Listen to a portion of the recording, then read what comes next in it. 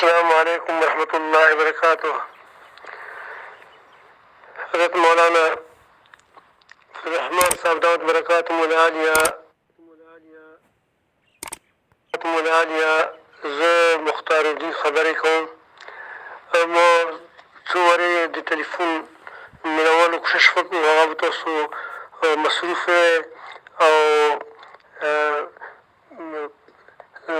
دا او به تاسو به خلکو به د هجوم و، نو ما ته کله کله بیا زه مصروف شوم، نو بیا ما دا مناسبه وګڼله چې زه به تاسو ته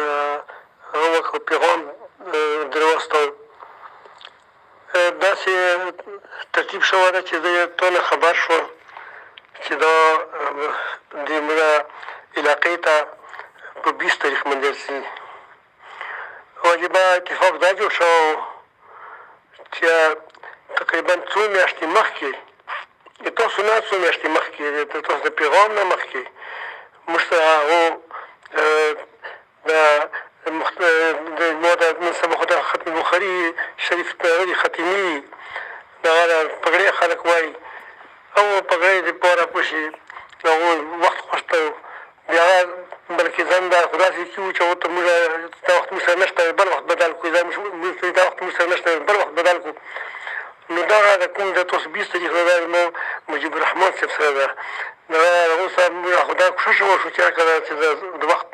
بدل شي، خو هغوی چونکې پیغامونه دې ستولي وو په عین وخت باندې بیا هغو ته مشکله ولرغلې. نو زه ډېر شرمنده یم تا پورې، او ډېر خپل شوق مې و، ځکه چې خو تاسو سره ملاقات کوېدل دا غوټه خبره وه، بیا تاسو سره رفاقت اختیارول دا غوټه خبره وه، خو دا ټول خبر نه زه محروم یم، دې وجې چې دا وعده مې کړې ده، وعدې کې نه دي بیا څه وعدې خلافي نه شو کولی، خلاف ورزي نه شو کولی. ما هغه ته ویلي وو حضرت مولانا مفتي عبدالله صاحب دعوت برکاتهم العالیه ډېر ښه سړی ده، ما ورته مو وویلي چې هغه خبر شو، ما ورته ورته وکړو، خو دا یوه خبره مې سوال هغه ته وکړه ده، تا ته کوم، او انشاءالله زه به ابرار صاحب ته تلیفون کوم،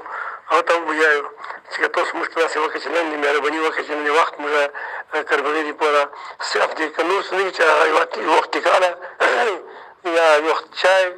یا شپه یې موږ ذکر وکړي، ځکه شپه خو تاسو هسې چېرته خو به کوئ، انشاءالله ذکر تاسو ارام ډېر وي، سکون دې تا ډېر وي، او هر وخت انشاءالله موږ به کوښښ کوو که نه چې موږ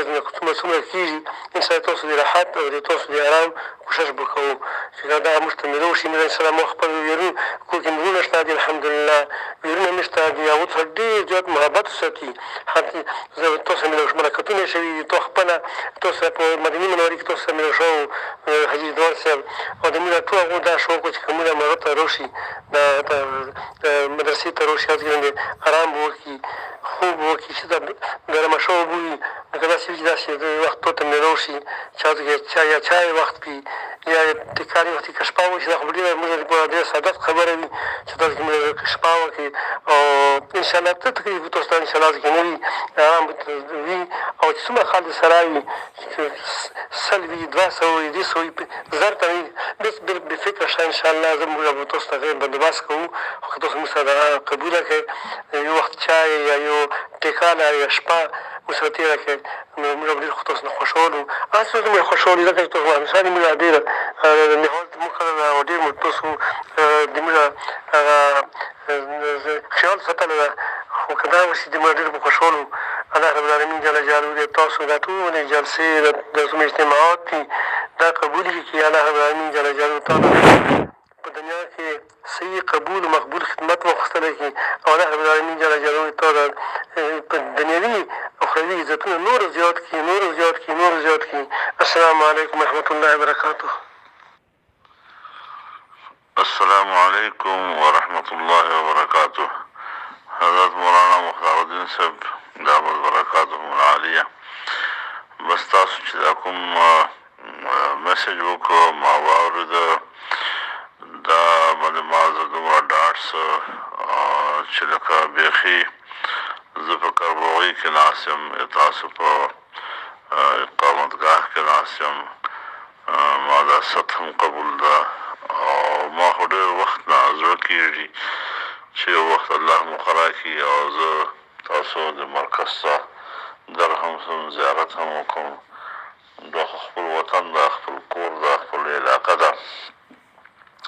خو صورتحال دا ده چې په 20 تاریخ باندې چې کوم پروګرام ده، له هغې نه بعد هم بیا د ما چونکې پېښور ته تلل دي او څه تړلي مصروفیات دي، له هغې بعده بیا مسلسل داسې ورځ نشته چې هغې کې به د ما څه مصروفیت نه وي. ډېره ښه خبره به وه چې ما زیارت کړی وای تاسو او د تاسو د کور، د تاسو د ادارې، د مرکز، او هلته مې آرام هم کړی وای. دې نه بله ښه خبره نه وه. لیکن تاسو ته پته ده چې زه خو په دغه میاشتې کې یو خاص طور باندې په کومې میاشتې کې چې دا د ختم بخاري پروګرامونه دي، په دا مدارسو کې دومره په تسلسل سره مصروفه یم. ورسره په منځ کې بیا دا سیاسي مصروفیات هم وي، کله د سیاسي جماعتو سره، کله بیا خپل جماعت سره، نو ورسره چلېږي. ملک حالات هم داسې دي چې کله ولې صورتحال ډېر مهم سي او ما هلته په اسلام آباد کې حاضري ډېره ضروري وي، خو زه بیا هم هغه ضرورت د خپل مصروفیت له وجې نه شم پوره کولی. نو تاسو به ماته دعاګانې کوئ. انشاءالله العزیز دغه ستاسو په خدمت کې حاضري، کاربوغۍ ته حاضري دا خپل ځان لپاره زه سعادت بولم. خو په دغه وخت کې لکه تاسو چې مصروفه یې او خپل مصروفیت ستاسو ما ته یقینا ملحوظ خاطر ده او یقین مې ده چې په دغه ورځو کې زموږ د مشران طالبان ملایان مصروفه ساتي. نو بیا به انشاءالله العزیز په بله موقع باندې زه چېرته لار باسم او چې تاسو په ځای باندې یې او زه حاضري وکړم درته، نو ما دپاره به ډېر لوی سعادت وي. او په دې وخت ستاسو دغه ست چې تاسو ما ته وکړ، دعوت مو راکړه، دا سره ما ډېر زیات ډاډ څه او ډېر اطمینان راته حاصل څه. الله پاک دې ستاسو روغ جوړ راته ساتي او تاسو دعاګانو نه دې الله تعالی موږ خپله هم نه محرومه کوي. خپلو دعاګانو کې مو هر وخت یاد ساتئ. الله مو شاد او آباد لره او ستاسو روحاني چې کوم برکات دي هغه د الله تعالی هر وخت ټول امت ته ورسوي او جمعیت علماء اسلام ته دې ورسوي. او خاص طور باندې زه په خپله هم د ستاسو دعاګانو ډېر محتاج یم. الله تعالی د ستاسو د دعاګانې د خیرخواهي زموږ په حق کې قبوله وګرځوي. السلام علیکم ورحمة الله وبرکاته.